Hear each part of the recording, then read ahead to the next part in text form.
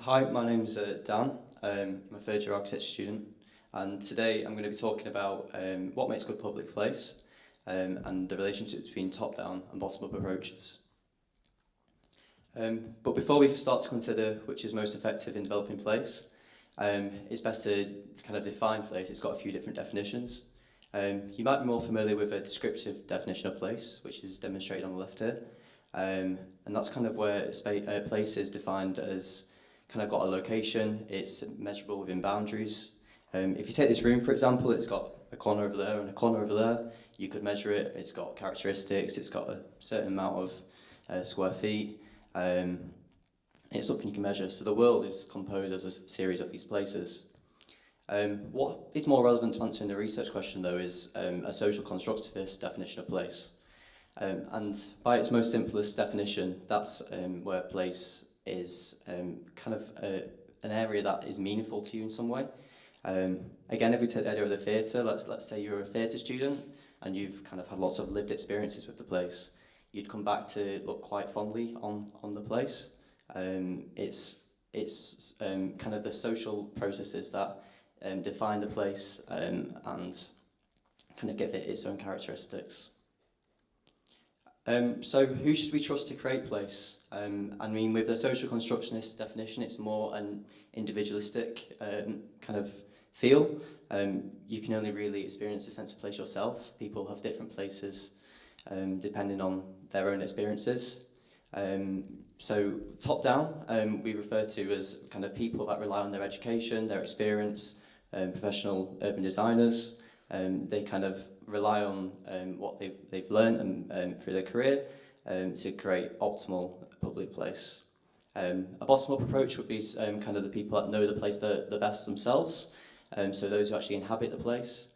So say in a residential area, for example, it would be the occupants that do the placemaking, and they can really drive based on what they kind of know the needs of the place are.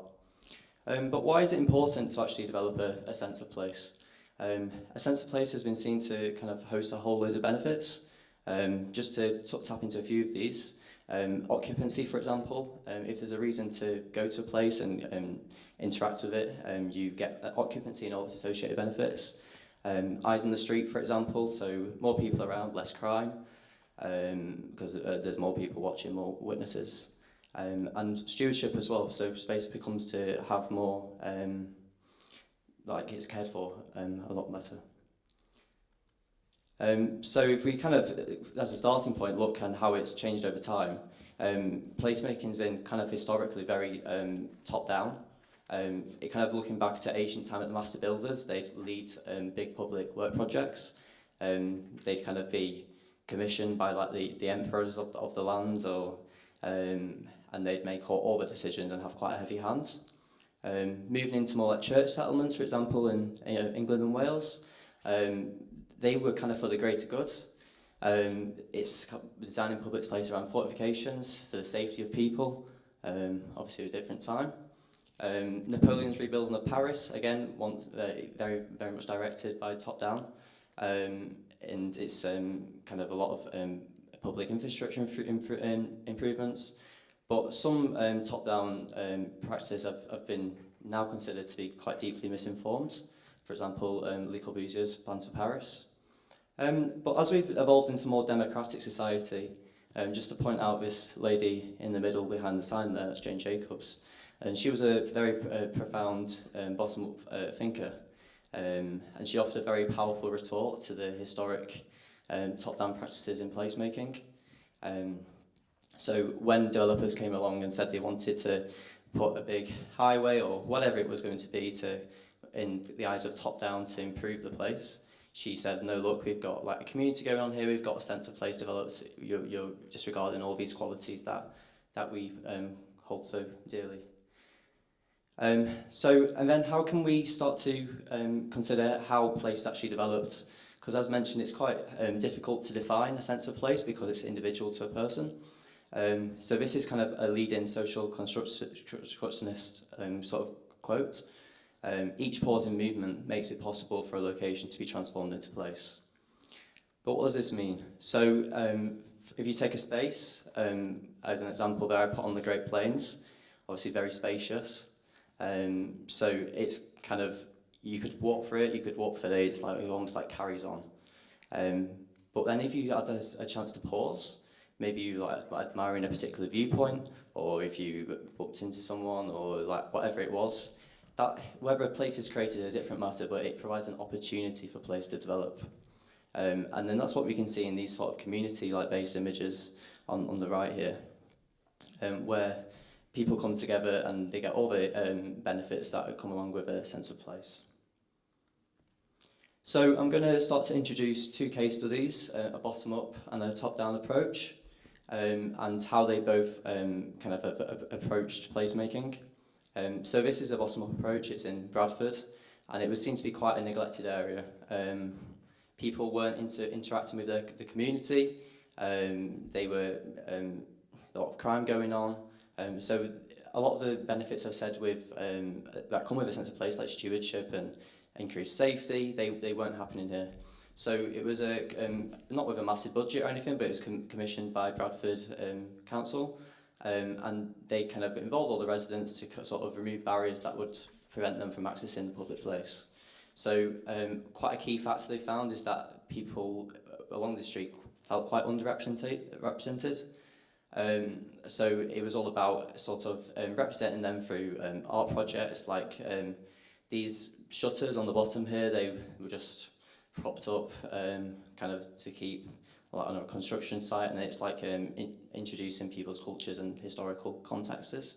But something that's quite key, which is the breaks in space that we've talked about earlier. So they identified Jamal's food store as kind of like a pillar of the community.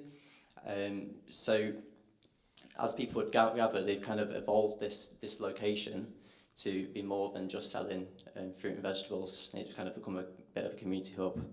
So their key principles was life first, then place, which is something that was advocated for by Jangel. He argued that you can't really create place without life being there present first. It's informed by the local community and context. The focus on removing barriers and stewardship and participation have been encouraged. Now, in terms of a top-down case study, their main objectives is the delivery of housing stock, and if you remember this for later on, quickly, sustainably and cheaply, and that's all in abidance to design codes. So this is kind of on the edge of a housing development. There's not much incentive, to be honest, to actually pass through the space. It's just on the edge.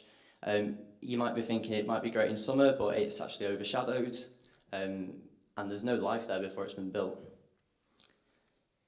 So it's not really offering a pause in movement, and that's illustrated here. So I just some observational analysis. As you can see, it's on the edge of the housing development there.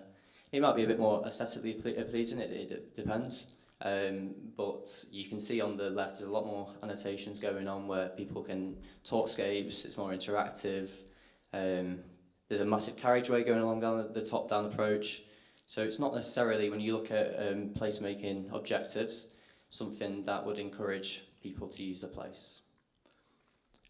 But obviously there's quite, if you consider everything going on, there's a climate crisis, the housing crisis, and even things like inclusivity.